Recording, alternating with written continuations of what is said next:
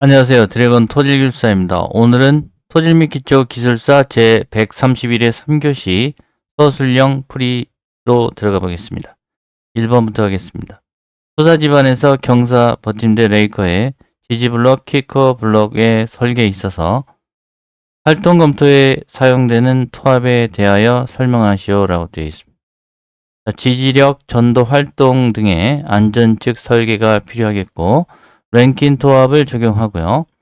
수동토합이 크고 수동토합이 작게 그리고 병마찰각을 고려하지 않는 형태가 되겠습니다.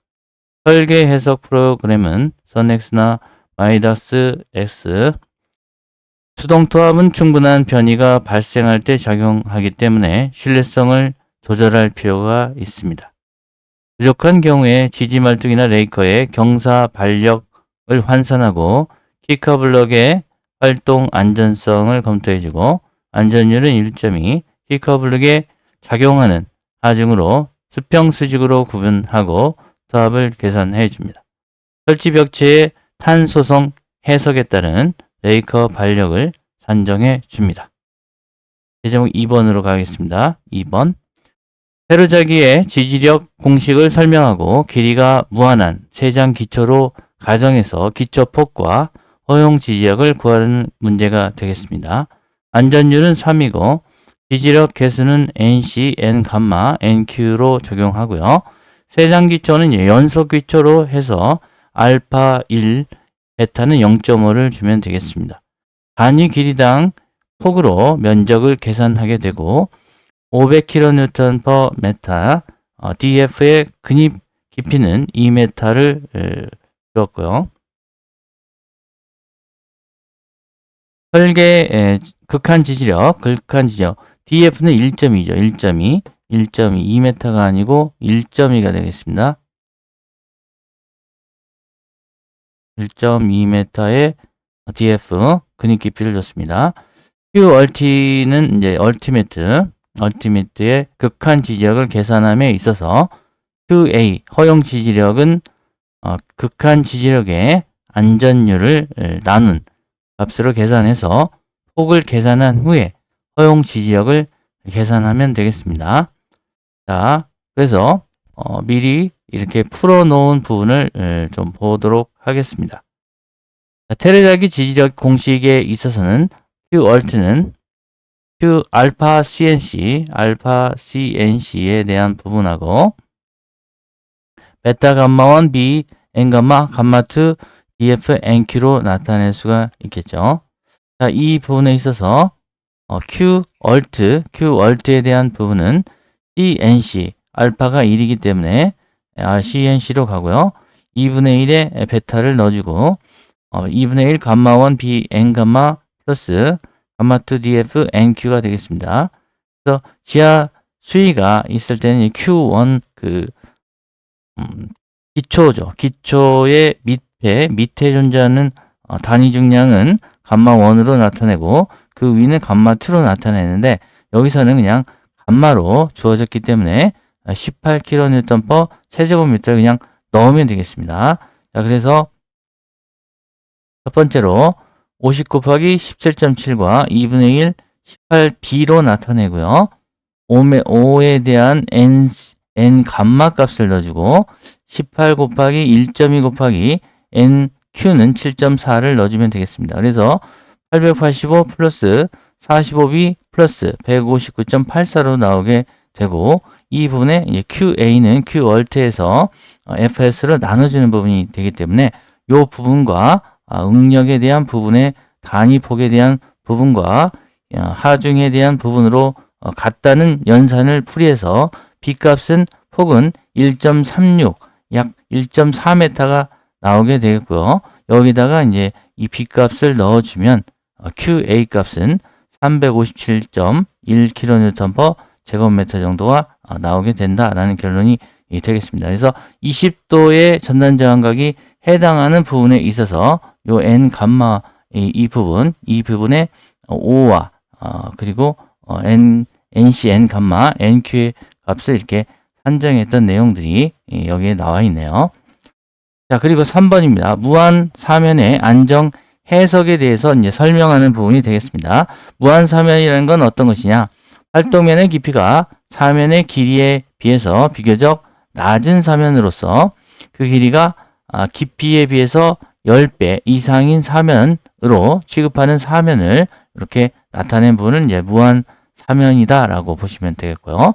건조토의 무한사면의 경우에 안전율을 적용할 때 안전율은 결국 저항력과 활동력 그리고 타우 분의 S 전당 강도로 나타내게 되는 거죠. 그래서 지하수가 전혀 없는 그러한 건조토에 대한 부분은 이렇게 이제 공식으로 FS가 나타나게 되겠고요. 그래서 육값의 간극수압이 없는 제로인 상태가 되겠습니다. 모래지방 같은 경우는 C-의 점착 강도, 점착력이 제로인 부분으로 나타내게 되면 이렇게 공식으로 나타낼 수가 있겠죠.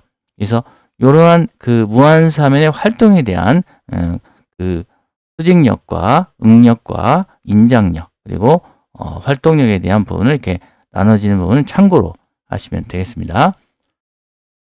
자, 그리고 수중 무한사면에 침투수압이 없는 경우에 물이 흐르지 않는 상태이고 정수압 상태가 되겠죠.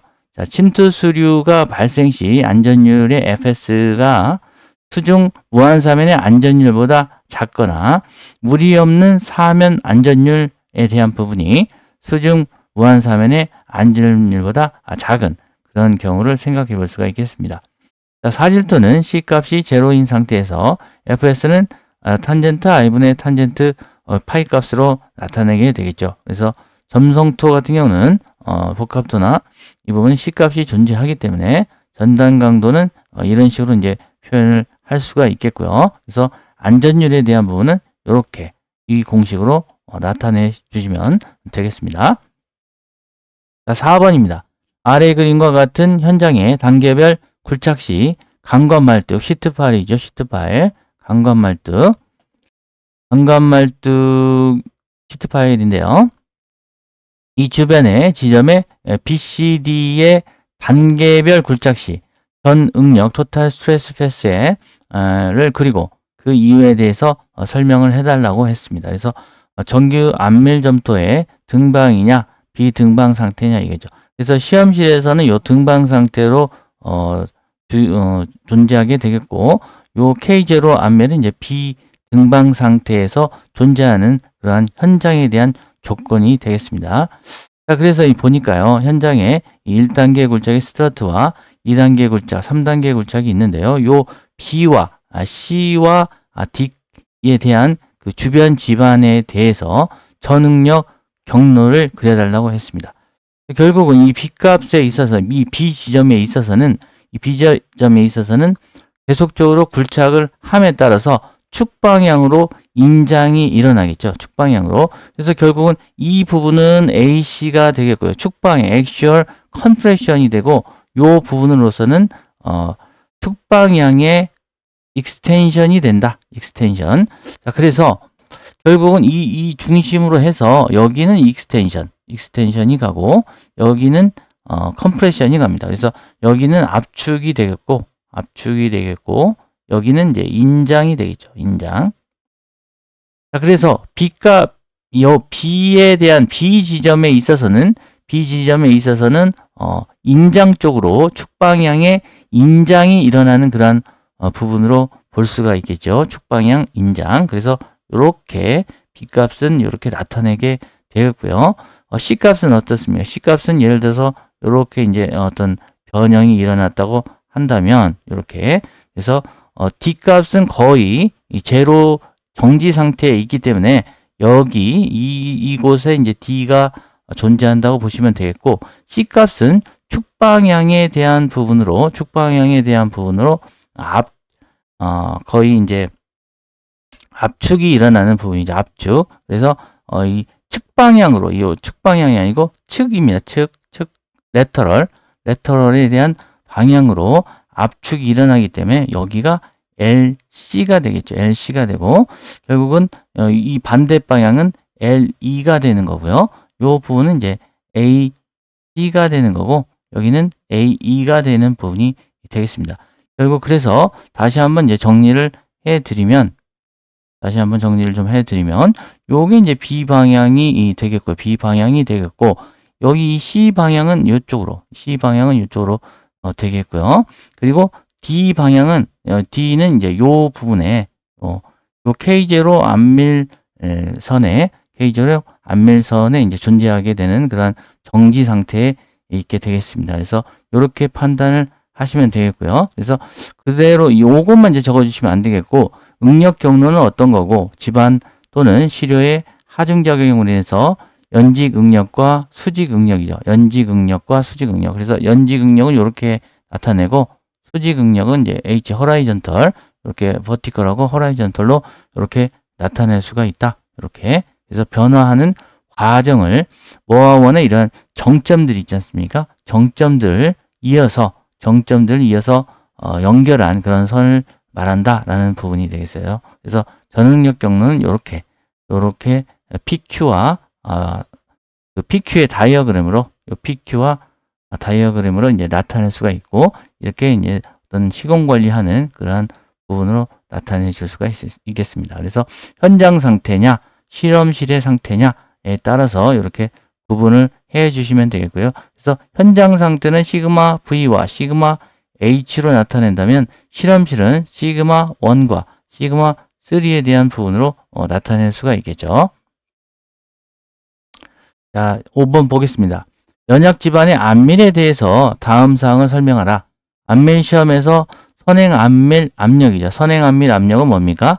PC죠, PC. 그래서 흙이 과거에 작용했던 그러한 부분을 기억하는 거죠. 기억하고 있다. 그래서 하중에 의해서 과거에 작용했던 하중에 대해서 기억 능력 소유한 것에 이제 기억 능력을 소유한 것에 비유할 수가 있겠고, 과거에 경험한 최대 하중에 따른 그러한 부분을 PC 즉 선행함 및 압력이다라고 이제 정의를 하면 되겠습니다. 그래서 P0는 유효 상제 하중이 되겠고, 안밀 시험을 통해서 산정을 하게 되겠죠. OCR 같은 경우는 이제 P0-분의 PC로 나타낼 수가 있겠고요. 그래서 유효 상제 하중과 선행 안밀 하중의 안밀 압력으로 그 B로 나타내는 부분이 되겠습니다. 그래서 OCR이 0보다 작을 때는 이제 미소안밀이 되겠고, OCR이 1과 같을 때는 정규안밀 점토가 되겠고요. OCR이 1보다 클 때는 이제 과안밀 상태다, 이렇게 보시면 되겠습니다. 그래서 이렇게 우리가 많이 이렇게 해변가에 산 지형과 해저 지형을 이렇게 나타낼 때, 여기는 이제 OCR이 1보다 작을 때고요. 요거는 이제 이 부분은 이제 1과 같을 때, 요 부분은 OCR이 1보다 클 때, 이렇게 해서 여기는 과안밀 OC에 대한 부분이고, 여기는 NC에 대한 부분이고, 여기는 이제 언컨솔리데이트죠. 그래서 미소안밀로 표현하면 되겠습니다. 그래서 지금 물어본 건 뭐였냐면요, 선행 안밀 압력을 결정하는 방법이에요. 선행 안밀 압력을 결정하는 방법. 그래서 여기서 보시면은 E로그 P를 먼저 보시겠습니다. E로그 P를 이제 보시고, P0는 뭐 다시 어떤 간극수학까지 포함한 그런 부분으로 봤다고 한다면, 간극비와 이 안밀 간의 이 상관관계를 나타낸 안밀 곡선이 되겠습니다. 이렇게 안밀 곡선이 이렇게 내려오게 되는데, 여기서 이렇게 쭉 내려오게 되겠죠. 그러면 여기에 이 부분을 쭉 이렇게 이어서 나타낸 부분이 있겠고요. 그리고 여기 이 변곡점에서 수평선을 그은 AL하고 AN 값을 이렇게 나타내는 부분에서 여기와 이제 여기가 같게 되는 각을 2등분하는 거죠. 2등분 했을 때 요 AM의 여기 값과 여기서 이었을 때 요 값을 만나는 점을 내렸을 때 요 부분이 이제 PC 값이 된다라는 거 잘 알고 계신 내용이 되겠습니다. 그래서 요 플로우 차트 같은 식으로 이 결정하는 방법을 써주시면 좋겠죠. 첫 번째로 1로그 P 곡선에서 공률이 최대인 점 A 값에 수평선 L을 긋고, 그리고 A점에 M을 그려주고요. 그리고 L과 N이 이루는 각을 2등분한 선 M을 그려서 직선 구간의 연장선, 요 부분은 이제 O를 그어서 축과 만나는 점이 선행 안밀 하중이다 라고 기입을 이렇게 작성을 해주시면 되겠습니다. 자, 과합밀이 발생하는 그리고 원인은 뭐냐? 자, OCR이 이를 때는 NC고 OCR이 1보다 클 때는 과합밀 상태 OC라고 했습니다. Overconsolidated Clay. 그래서 과합밀 시에 발생하는 원인은 선행안밀 하중이 현재 유효 상제 하중보다 큰 경우죠. 큰 경우 기존에 과거에 받았었던 그 기억을 갖고 있을 때. 자, 그래서 대홍수로 인한 산사태나 붕괴, 깎이거나 인위적으로 절토해서 조성된 지표면의 경우에 유효 상제 하중은 과거에는 절토 전에 집안 깊이만큼이나 만큼이었으나 현재는 이제 없어져서 0이 된 상태고요. 그래서 P0-분의 PC가 과합밀 상태가 된 것입니다. 그래서 빙하층이 있었다거나 과거에 더 높은 위치에 있었고 현재보다 큰 하중을 받고 있었던 이력이 있는 집안에 대한 설명이다 라고 해주시면 되겠습니다. 마지막으로 6번입니다. 모래시료를 이용한 직접 전단 시험 시 전단 거동 특성입니다. 자, 직접 전단 시험 했다고 합니다. 그래서 사질토의 극한 전단 응력하고 전단 저항각이 중요한 부분이고요. 또 회전 마찰과 활동 마찰이 또 가장 중요한 그런 모래의 특성이 되겠죠. 그래서 전단 변형에 따른 용적 변화, 다일레턴시와 한계 간극비, 크리티컬 보이드 레이쇼에 대한 상관관계, 그리고 한계 밀도, 액상화, 이 값이 0.8에 가까울 때 액상화가 발생할 수 있는 그런 부분들, 그런 부분 서술해 주시고요. 그리고 전단 저항각에 영향을 미치는 요소가 또 중요한 부분이 되겠죠. 상형물 입구 중, 그래서 상대 밀도, 입자 형상, 입도 분포, 물, 중간 중력, 구속력, 구속 압력 이런 부분이 중요한 부분이 되겠습니다. 그래서 이 그림은 너무나도 잘 알고 계시는 내용들이기 때문에 이 값, 간극비와 변형률 관계, 그리고 전단 응력과 압력, 응력에 대한 부분, 전단 응력과 그리고 엡실론 변형률에 대한 부분, 간극수압 개수, 파괴시 간극수압 개수 AF와 엡실론에 대한 부분, 간극수압 개수, 과잉 간극수압이죠. 엡실론과의 관계, 그리고 팽창과 압축에 있어서의 최적의 변화, 그래서 덴스한 부분과 루즈한 부분이 어떻게 바뀌는지 이런 것들도 같이 그림과 함께 적어주시면 되겠네요. 자, 3교시 용어, 3교시 서술형 해설을 마치도록 하겠습니다. 감사합니다.